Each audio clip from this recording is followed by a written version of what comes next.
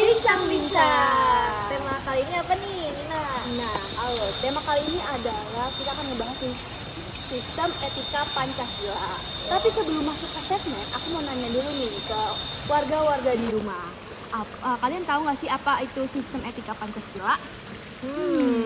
Tahu nggak ya? Tahu nggak ya mereka ya? Mendingan kita bahas aja sekarang. Nah, itu dia. Maka dari itu kita akan bahas.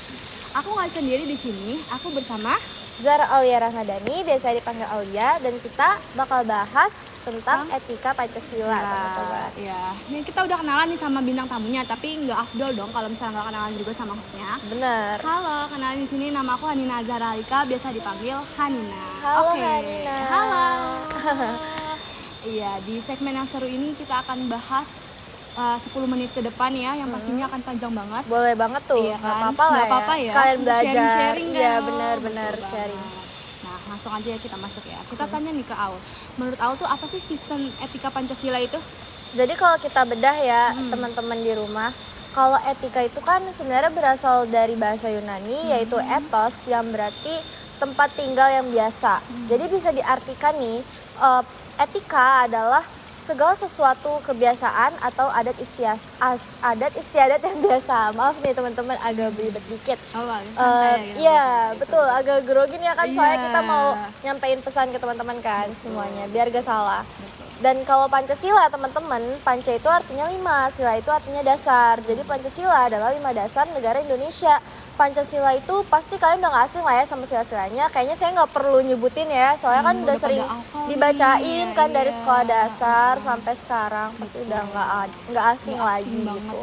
Jadi kalau kita simpulkan teman-teman, Pancasila sebagai sistem etika berarti cabang filsafat nih. Etika itu sebenarnya cabang filsafat yang dijabarkan dari sila-sila Pancasila gitu, supaya kita dapat berkehidupan berbangsa dan bernegara yang benar, teman-teman. Yang Ya lebih baik gitu, untuk Hanina. kedepannya ya. Betul. Jadi nggak sembarangan ya, Ul, Betul. untuk kita Nggak sembarangan. berkehidupan di Iya, nggak negara boleh sembarangan ini. dong, kan semuanya Benar ada sih. aturannya kan.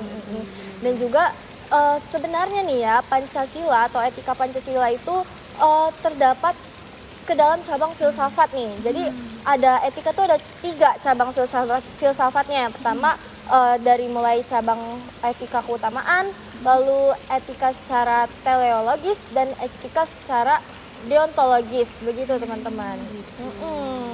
Iya, iya. Nah, tadi kan kata kamu sistem etika itu kan berdampak ke kehidupan kita. Benar, ya kan? iya. Ya kan, benar kan. Terus ada nggak sih, pernah nemuin nggak sih kasus-kasus tentang pencemaran sistem etika Pancasila gitu, yang kamu tahu gitu, yang pernah dengar, betul. viral mungkin, atau di kehidupan sehari-hari kamu? Ya, Kira-kira gimana? Sebenarnya itu dia tantangannya, Hanina. Meskipun kita udah punya dasar negara gitu, Pancasila, kita tuh, aku kadang suka ngerasa miris sih ya sebenarnya, karena sila-sila Pancasila cuma dibacain pas kita SD doang, kayak sekedar cuman teks aja jadinya gitu, tanpa kita terapin gitu. Karena zaman sekarang tuh banyak banget, kalau dibilang kasus ya ada banyak banget kasus-kasus yang menyimpang dari etika Pancasila. Contohnya yang kemarin-kemarin aja nih, aku tuh miris sama kasus bullying yang almarhum Timothy itu kan. Dia kan dibully ya sama teman-temannya di kuliahnya kan, sampai dia bunuh diri karena dia nggak kuat. Tapi meskipun dia udah mati aja gitu, masa udah meninggal, iya, dia masih dibully, masih dicecer di grup WA gitu-gitu kan, itu udah termasuk hal yang nggak bener nih gitu. Padahal mereka mahasiswa kan, patut dipertanyakan kan. Padahal mereka dokter gitu, tapi kok tata keramanya kemana nih, etikanya kemana Nggak ada gitu. ya, etikanya tuh nggak ada gitu. Nggak ada, jadi sangat ironis sekali ya kalau aku bilang gitu, Nina. Selain itu juga ya sekarang banyak gak sih kasus-kasus korupsi di Indonesia gitu kan. Itu termasuk berarti ya, Ul? Itu termasuk dong. Melanggar tentang sistem etika Pancasila. Bener, iya, karena kan kalau kita bedah juga kan, Pancasila itu ada 5 sila ya. Setiap silanya tuh punya maknanya masing-masing kan, kayak ketuhanan, keadilan, persatuan, dan yang lainnya kan. Ya itu termasuk ke dalam etika gitu. Jadi kalau misalnya ada yang melanggar kayak tadi kasus bullying di antara mahasiswa atau kasus korupsi gitu kan, itu udah termasuk melanggar ketiga-tiganya. Pertama dia juga kalau kayak gitu kan jadinya dia nggak percaya sama Tuhan dong. Dengan kata lain dia nggak percaya kalau Tuhan tuh ada dan bisa ngelihat kita gitu dalam kondisi apapun. Iya kan.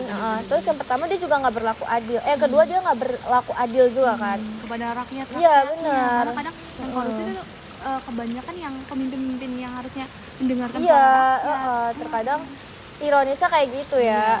Terus juga yang bullying juga nggak bersikap adil gitu. Padahal kan dia seharusnya kalau temenan sama siapa aja dong, nggak boleh pilih-pilih nggak sih?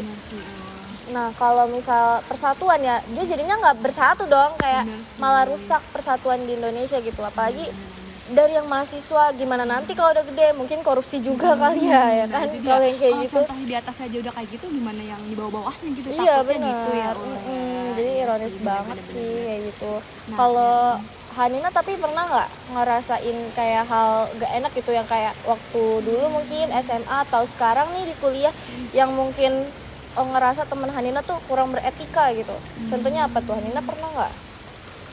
Kalau itu pasti ada ya, karena kita kan di lingkungan masyarakat yang notabene kayak masyarakat itu banyak, pasti karakternya juga berbeda-beda. Iya sebenarnya gitu sih ya. Tapi pernah, ini bukan yang gibah atau apa, tapi Ada sih beberapa kayaknya dia nggak punya etika banget, dia nggak bisa menghargai kepada sesama gitu. Kayak ya udah ya, dia asik sendiri, dia menang sendiri gitu. Tapi nggak perlu diceritain detailnya ya, pasti ada aja sih ya. Contoh hal kecil juga sih sebenarnya menurut aku kayak misal berisik nih di kelas, padahal kan lagi jelasin ya sama dosen gitu. Aku sebenarnya kesel banget sih sama orang kayak gitu, karena kayak kita kan dibayar UKT nih misalnya mahal gitu kan, terus kita kuliah tapi malah berisik orang-orangnya, Jadi keganggu juga betul. Sebenarnya untuk kita menjaga etika tuh dari hal kecil kayak gitu sih mulainya.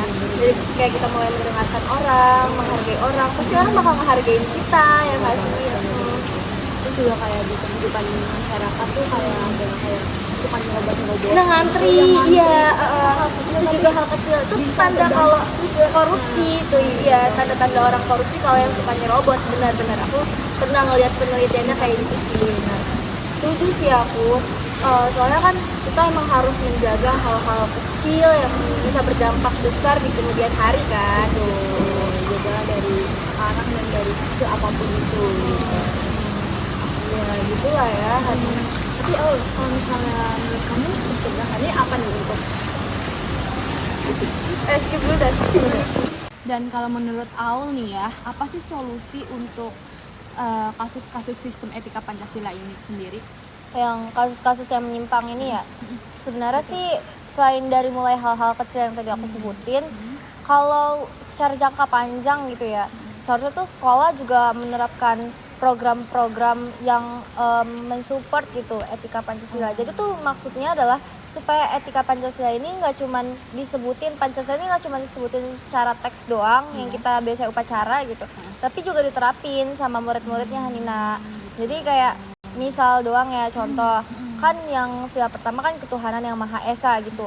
Kita kan banyak ya, ada 6 agama kan di Indonesia. Jadi alangkah baiknya gitu kalau misalnya dari kecil tuh study tournya tuh kayak diajak ke tempat-tempat yang ini gereja katedral ya, terus ada masjid apa gitu yang terkenal, terus sama tempat-tempat ibadah yang lainnya, supaya tuh anak-anak jadi tahu, udah terbiasa dari kecil tahu kalau misalnya tempat ibadah tuh ada banyak loh, terus ini loh yang terkenal, nggak cuma masjid aja gitu, dan bisa lebih saling berempati satu sama lain gitu menurut aku. Nina. Selain itu ya begitu juga dengan etika sila-sila lainnya yang juga diterapkan ke dalam program tersebut gitu Nina. Oke deh, kayaknya cukup ya kita untuk bahas sistem etika Pancasila ini. Seharusnya udah paham ya udah di paham rumah ya. Warga-warga di rumah nih harusnya udah bisa mengerti dan ambil sisi baik positifnya. Betul banget. Ya, mulai dari tadi etika Pancasila itu apa dan penerapannya gimana, kasusnya apa, solusinya apa, itu udah kayak tercantum banget. Kita jabarkan banget ya.